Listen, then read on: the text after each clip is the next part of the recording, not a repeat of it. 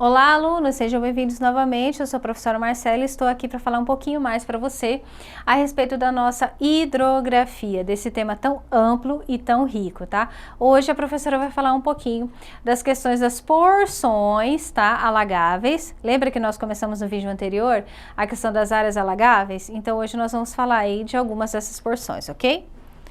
Vem comigo. Vamos lá. Charcos, pântanos, várzeas e mangues, tá? Não são tão populares como as florestas tropicais, porque são menores, né? São estruturas menores, né? Mas são tão importantes quanto elas para a vida em nosso planeta. Áreas úmidas são zonas de fronteira entre ambientes. Ó, então o que você pega e anota aí no seu material agora? Essa parte, ó. Áreas úmidas são zonas de fronteira, ou seja, divisão entre ambientes aquáticos e terrestres. Então, quer dizer que nessas áreas alagáveis é onde o quê? Termina um certo tipo de biodiversidade, um certo tipo de relevo, um certo tipo de vida e se encontra e faz a transição para o outro meio. Tá? Então, nós temos dois meios aí, tá? Sendo transicionados pelas áreas úmidas, tá ok? Ou seja, são regiões que possuem o solo encoberto por água periodicamente durante todo o ano, incluindo áreas de água marítima com menos de 6 metros de profundidade, turfas, igapós e buritizais. São outros exemplos desses ecossistemas. Gente, aqui nos mangues, vocês já devem ter visto também, né? Isso aqui é uma atividade econômica muito importante para os ribeirinhos, tá? Porque aqui você tem uma diversidade de crustáceos muito grande, tá? E que, claro, os pequenos pescadores, os pequenos empreendedores, né? Vêm, pegam manualmente e vendem, né? Então aqui você tem uma biodiversidade muito grande. E, como eu falei para vocês, uma capacidade ambiental de recuperação grande, tá? Então você tem um acúmulo aqui de matéria orgânica muito rica, um solo muito fértil, uma boa diversidade e uma capacidade de renovação grande, tá?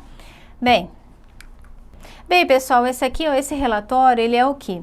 Ele é um conjunto, tá? De ações e medidas públicas para que você reserve o quê?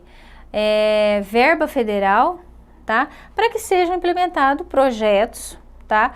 Projetos de implementação, de conservação e preservação dessas áreas úmidas, tá ok? Bem, aqui a convenção é um tratado intergovernamental, ou seja, entre governos, criado inicialmente no intuito de proteger os habitats aquáticos, tá? Importantes para a conservação de aves migratórias, tá? Bem, segundo esse relatório aqui, tá? As áreas úmidas oferecem lar para 40% das espécies de todo o mundo. Então, vocês percebem o seguinte, que por que é importante esse tipo de ação, esse tipo de implementação de políticas públicas e você assegurar investimento federal para isso, tá? Bem, oferecem lar para 40% das espécies de todo o mundo, se encontram em áreas alagadas, tá?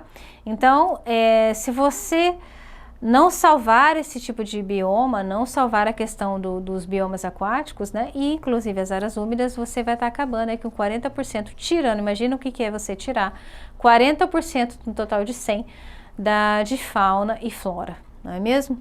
Bem, e fornecem água e alimento para mais de 1 bilhão de pessoas, então isso é o mais importante, né? Lembra que eu falei para vocês que, além da água, um bem essencial à vida, nós temos a questão social do aumento cada vez mais de pessoas no mundo, tá? Então a população, ela está sim aumentando, então essa população, ela precisa cada vez mais do quê?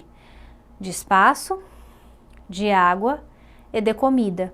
Então, aqui está comprovado realmente o quê? Que esses ambientes, ele fornece o quê? Água e alimento para mais de 1 bilhão de pessoas.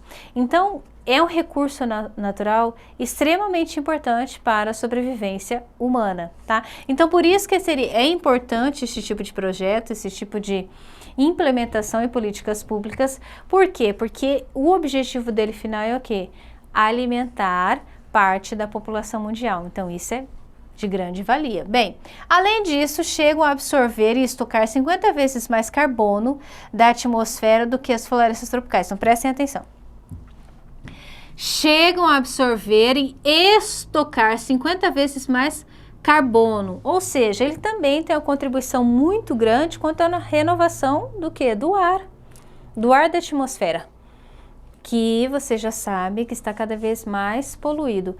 Apesar das iniciativas, né, da busca e do incentivo aí para a questão da energia, da produção e o consumo de energia limpa, tá? Mas ainda, tá? A base de energia da atualidade, da sociedade moderna, é o petróleo e o gás natural. Então, esses são o quê? É energia de fontes não renováveis extremamente poluentes. Então, o que acontece? Essas áreas alagadas, elas conseguem o quê? Estocar e renovar o ar.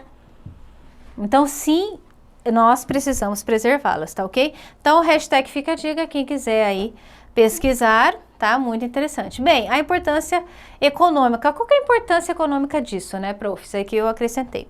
Como eu já havia comentado para vocês aqui, as pequenas populações, tá? As populações ribeirinhas que vivem aí e tiram o seu sustento, claro, dessas áreas alagadas pelo país e pelo mundo, dependem exclusivamente desse bioma, tá? E se ele for realmente acabado, ou sujo, ou poluído, essas populações aqui, ó, nós teremos um grande problema social. Não é mesmo? Uma coisa leva a outra. Por quê? Se essas pessoas ficarem sem esse sustento, tá? Não conseguirem mais tirar o seu sustento dessas áreas alagáveis, o que acontece? Essas pessoas serão um problema social porque eles não terão emprego, não terão moradia, não terão renda própria, tá? Bem, as áreas alagadas têm importante papel econômico, sendo nessas áreas que se reproduzem e desenvolvem elevadas biomassas de peixes, como eu falei para vocês. Como é rico isso aqui, né? Tanto em flora e fauna.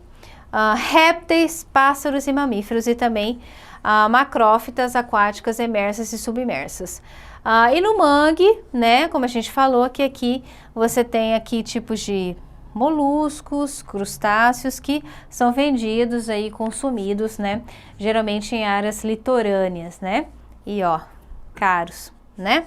Bem, os mangues produzem mais de 95% do alimento que o homem captura no mar.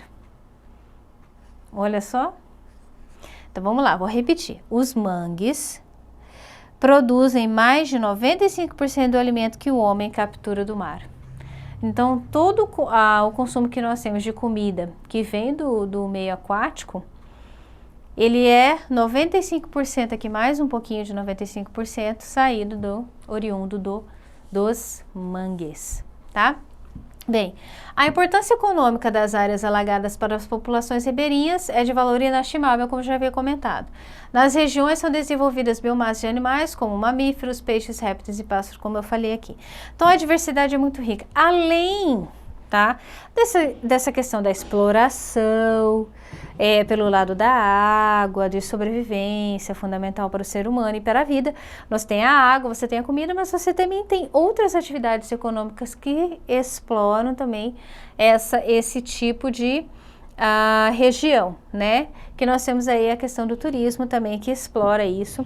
Como a professora já falou aqui, a questão... Eu até peguei uma foto quando nós falamos da restinga, das falésias, das estruturas geológicas, né? E agora a questão das áreas alagadas, tá? Alagáveis. Então, essas são regiões do Brasil que têm essa característica única, né? Essa grande biodiversidade, e isso se torna um atrativo, tá? E aí a maioria, ou se não grande parte aí, tem estados que vivem praticamente, essa é a primeira atividade econômica de muitos estados no Brasil, tá? Que é o turismo, aí depois você vem com agricultura ou pecuária e tal, mas o turismo aí tá ganhando, tá? Em alguns lugares. Bem, A próxima aula nós vamos falar o quê? O próximo vídeo, nós vamos falar a questão da conservação dessas áreas alagadas, tá? Muito obrigada, bons estudos e até a próxima.